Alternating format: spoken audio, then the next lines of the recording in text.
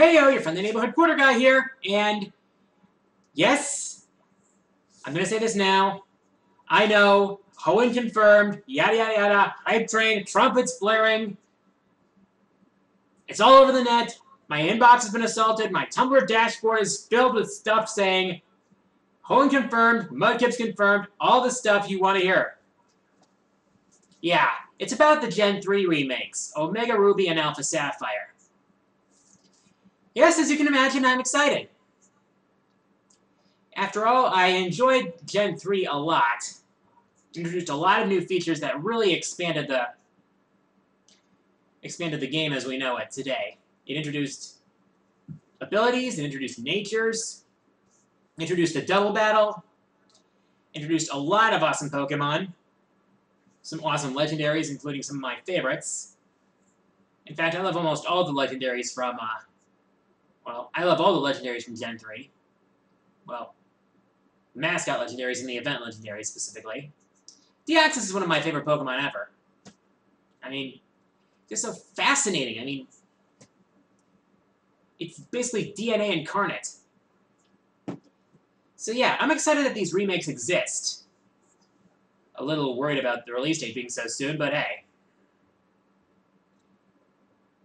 Nintendo needs all the money it can get at this point. I mean, have you seen the financial reports? Anyways, I'm glad these remakes are happening, but at the same time, I'm wondering what they're actually going to do with these remakes. I'd like to see them bring back the Battle Frontier that was introduced in Pokemon Emerald. I'd also like to see more done with the story. I mean, Generation 3 story wasn't exactly strong, but then again, Pokemon games don't really focus on story for the most part anyway. I'd like to see one thing I'd like to see is Mega Evolutions that aren't as broken as they were in as they were in X and Y. I'd also like to see how they handle the contests in 3D. I'd also like to see some of the features that were introduced in Gen 6 X and Y brought into these remakes, such as the Super Training and the Wonder Trading. It was interesting what you would get from a Wonder Trade, to be honest. Though I have heard about some bad eggs that have come up as a result.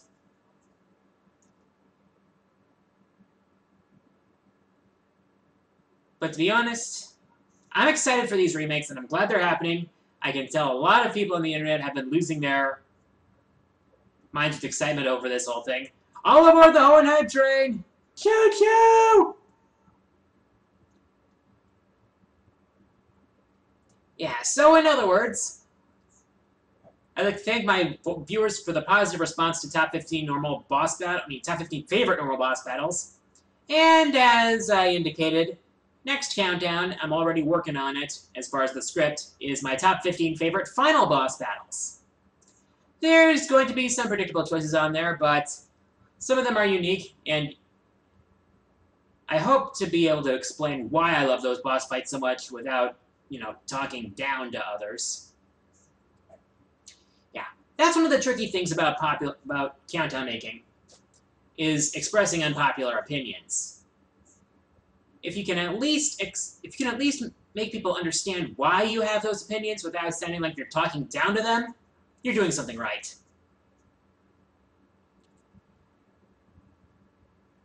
So anyways, on to user questions. First one comes from Meta527 II, who asks, have you ever heard of a video series called Super Smash Bros. LOL? As a matter of fact, I have. For those of you who haven't been browsing around the internet too much, Super Smash Bros. LOL is this video series, apparently, where people think up movesets for characters who couldn't possibly be in Smash Bros. For one reason or another. Now I know we were thinking I've brought up the whole Wii Fit Trainer thing, but we're talking about characters outside of Nintendo and, in fact, outside of video games that have no chance whatsoever of ever being in Smash Brothers.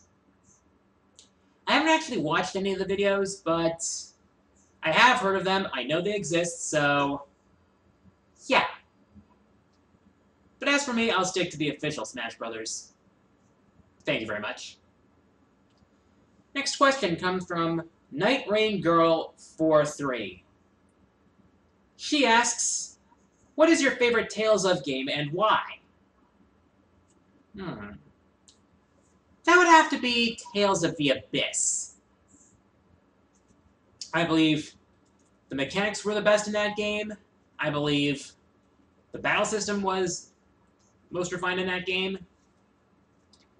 But most importantly, I believe Tales of the Abyss had the best story and characters. If you've seen my if you've seen my boss list, you probably understand this, but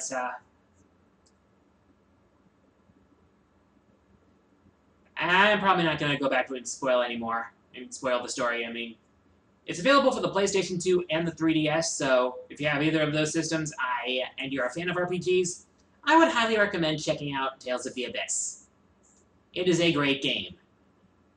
At least I think so. Opinions, after all. Next question comes from Jack Stevenson.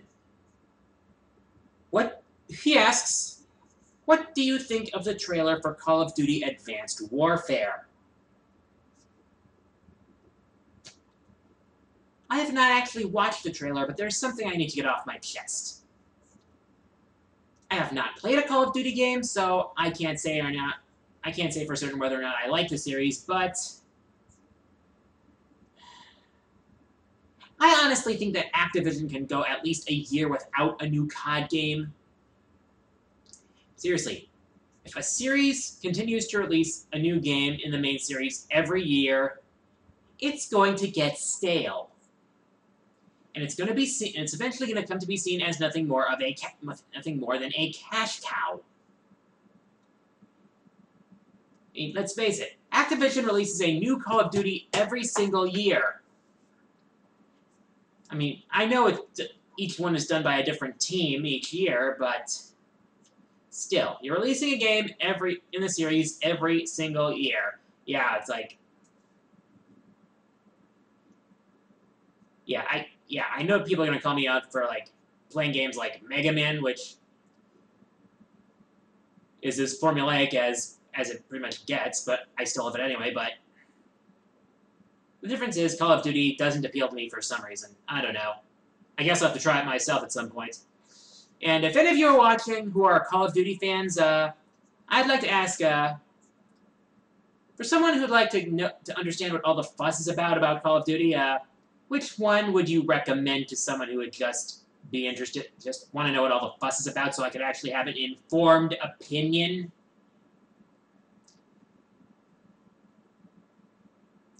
But yeah, Call of Duty should not get stale. Next question comes from Terravancer Yo, who asks, what are your thoughts on the upcoming Persona 4 Golden the Animation anime? I have to ask one question. Why? Persona 4 already has an animation, and Persona 4 Golden is essentially a remake. Well, not essentially. It is a remake with a couple added storylines and whatnot. But I don't see the need, if there was an animation for a game, that there should be a separate animation for its remake. To me, it does not make sense. Unless this animation happens to be a reboot. For example, Gatchaman Crowds is a reboot of the 1970s Tatsunoko anime Gatchaman. The thing is, Crowds is almost completely different from the original Gatchaman, so that might not have been the best example. Nevertheless, why? Final question comes from Jonathan Kimmel, who asks, do you like Mudkip? He was my starter in Gen 3. That should be enough of an indication.